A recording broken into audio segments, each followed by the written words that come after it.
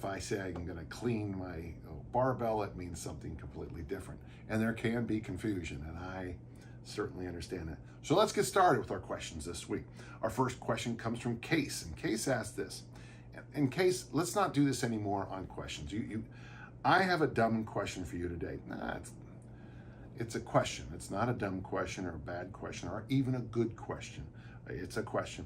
I remember seeing a video you put out a while ago where you were saying that while the deadlift is a great exercise, if you are doing the Olympic lifts like snatches and cleans, there is no real need for doing deadlifts. And then you mentioned where you'd won a powerlifting meet without training for the deadlift. That's a true story, yeah.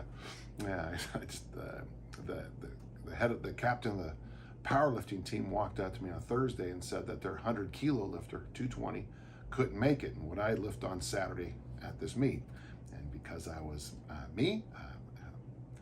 I said, okay. And Saturday morning at 9 a.m. I weighed in. Sunday morning at 3 a.m. I was deadlifting, which was a long day. There are certain exercises that blend across and through. That's why I have this thing called the movement matrix. If you're a member of Dan John University, there's a whole bunch of articles about the movement matrix in there, and there's all these charts. In my book Attempts, it's in there, and it's in whatever I wrote before Attempts, and my mind just came to a stop. But you can get Attempts over at Amazon or On Target Publishing. If you get it at On Target Publishing, you also get the ebook versions and the audio, which is nice. At least I think there's an audio version. And then you mentioned, okay, now here comes the dumb part, man. In a way, I feel like kettlebell swing is the deadlift of kettlebell exercises. And I really like that. I think I think you're right. I see the kettlebell swing and certain deadlifts as pure hinge movements. So I like this. I think, if a person has the ability to do kettlebell swings, yeah, maybe deadlifts aren't nearly as important. And I'm talking general population. I'm talking about the most broad swath through humanity. I'm sure some powerlifting coach just threw up his breakfast of pancakes, French toast, and peanut butter toast. While it's a great exercise, I feel like the clean and snatch give all the benefits of the clean plus a little extra. Would you say this is true for the swing, or am I oversimplifying things? Well, your question is, I think your point is right. And the only thing, let's go through, let me answer this in 2 or 3 ways. First, beware of either or in the weight room. So don't get yourself in a mental place of, I'm going to start kettlebell swinging today, and that's it for the rest of my life. On my deathbed, I'll still be, the bar will be, still, going up to my sternum height or whatever. There is a time and place for deadlifts. There's a time and place for kettlebell swings. A lot of people join me annually on the 10,000 swing challenge. There's articles on T-Nation about it, where I first published the articles because it was requested by the publisher of T-Nation for me to do that. And then over at danjohnuniversity.com, we have a little workout generator area that gives you what to do every day, which is not bad. It's kind of helpful. There's also lots of gyms will have it as an annual thing. Very common on the 1st of January. I've also seen it right before bikini season, so that kind of April and May time where people are trying to get back in shape. Basically, you do 500 swings a day for 20 days. Now, Case, if you do that, if you decide to do, I'm going to do a 10,000 swing challenge, at the end of those 20 days, let's say that will take you maybe 4 weeks. That'll give you 2 days off a week for 4 weeks. At the end of that, on day 29 or whatever it is, sit down and say, okay, what did I learn? And you take out a piece of paper and write out the lessons you learned from doing kettlebell swings. It might be an idea after that to do some kind of like dedicated deadlift program. At the end of that dedicated deadlift program, you take out that same piece of paper and you write some stuff out. I think where you're hedging towards, Case, is that for a lot of us, the kettlebell swing might be better, most of the year than, say, just pure deadlifts. Having said that, there's going to be discus throwers, Highland Gamers, American football players who are need a lot more in that.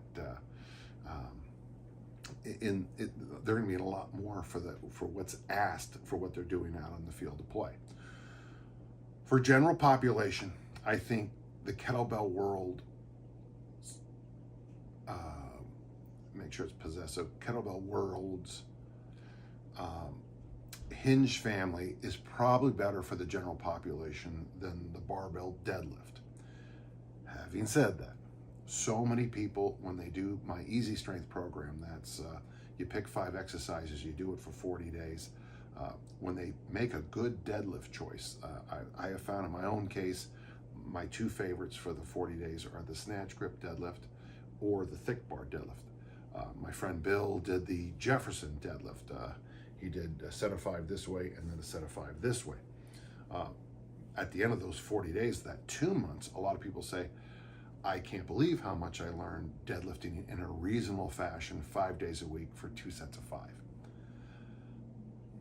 So I guess point number 1 is be careful of the either or of your question, but I think it's good. The second thing, there is a bit of a metabolism hit. In fact, I think T-Nation used that phrase, like the metabolic workout or something like that, when they first described the 10,000 swing challenge. There is a bizarre metabolic hit from the 10K challenge. Now, I've been doing it once a year for a long time, and I don't like it. I mean, once you've done it once, you don't really want to do it twice. It's like a really good 2-week diet. You never want to repeat that, or getting ready for a colonoscopy. It's like, they're not real fun things, It is interesting how my brain went right to colonoscopies. The 10,000 swing challenge and colonoscopies. There's my next book. Pardon me. So there is a bit more of a metabolic hit from those high rep swing workouts. Can you get a metabolic hit from deadlifts? Oh yeah. In the story you referenced, it was 2 weeks after that I was still kind of, I didn't feel right. I pulled 628 at 3 a.m. in the morning. And for the next 2 weeks, I just felt kind of out of kilter, like my nervous system had been fried. That is when you do get some amazing benefits of heavy deadlifts that are really hard to explain. Your grip strength just goes through the roof. You get very strong. So I like your question. I would caution you about going to either or. I don't want you necessarily to forget the true benefits of deadlift, which, I got to tell you, with what I've seen with female athletes, the deadlift sometimes is that gateway to high performance. Once we get them deadlifting, in reasonable programs, and give them some time with the bar, once women get to about 125 kilos in the deadlift or 275 in pounds, amazing things start to happen after that. Truly amazing things, and that's the feedback I get from the athletes and their coaches. What did you do to Edna? Well, she's strong.